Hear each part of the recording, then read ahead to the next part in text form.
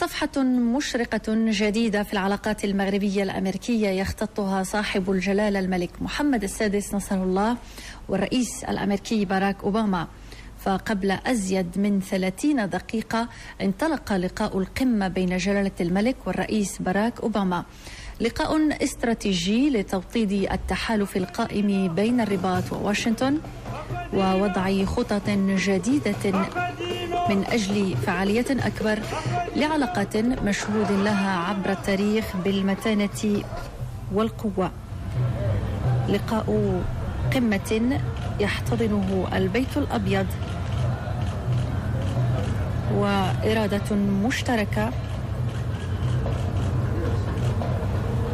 من أجل مواصلة التعاون البناء في مجالات عديدة. إرادة ميزها على مدى عقود من الزمن حرص الطرفين على تطوير العلاقات الثنائية وفق ما يخدم مصالح الشعبين والبلدين الصديقين.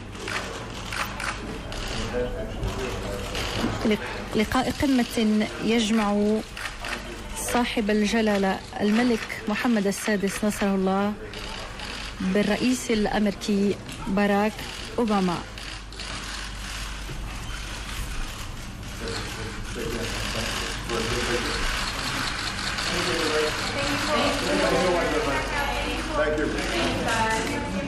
Thank you.